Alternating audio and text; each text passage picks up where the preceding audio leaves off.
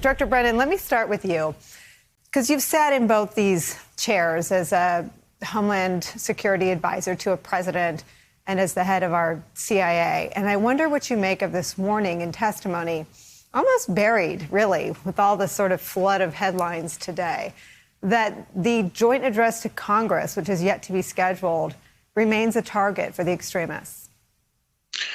Well, Nicole, I think it's just the most recent evidence that there are groups of deeply disturbed individuals who live in a world of conspiracy theories, who use violence in order to seek the aims that they're after, to include violence being perpetrated against the capital of this country. And so what we saw on January 6th, obviously, was the manifestation of this built-up anger that these individuals have, fed by a number of politicians, including by Donald Trump, unfortunately, that just led to the ransacking of the Capitol on the 6th of January. But I think what we heard today was continued evidence that these individuals have plans to carry out these heinous acts of violence, to kill individuals, again, to try to undermine the democratic institutions of our government and to murder as many of our government officials as they can.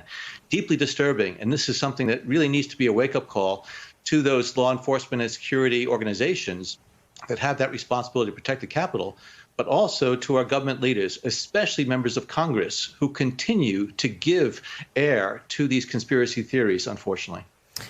I wonder if you could just speak to what extremists hear when politicians in positions of authority and power are echoing those conspiracy theories in their capacity as United States senators. Well, quite frankly, Nicole, I'm disgusted by what I've heard coming out of the mouths of senators, Ron Johnson, the Josh Hawleys and Ted Cruz's and others, who continuing to give credence to some of these conspiracy theories. This is just a dereliction of responsibility.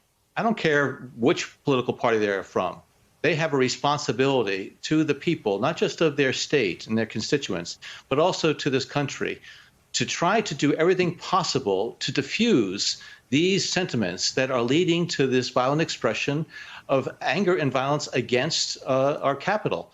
And so therefore, I just shake my head. I cannot believe that when I hear these things coming out of their mouths, they continue to fuel these sentiments, and they know better.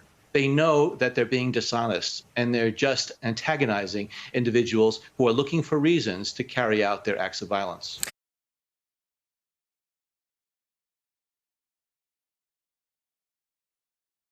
Hey, thanks for watching our YouTube channel. You should know that you can follow today's top stories and breaking news and catch up on your favorite MSNBC shows all in one place. Download the NBC News app today.